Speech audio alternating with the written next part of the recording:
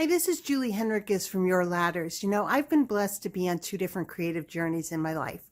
The first was in the performing arts. Years ago, I realized that I didn't have the talent to be on stage, but my talent lied in being off stage and supporting people that way. And I've been doing that for over 35 years.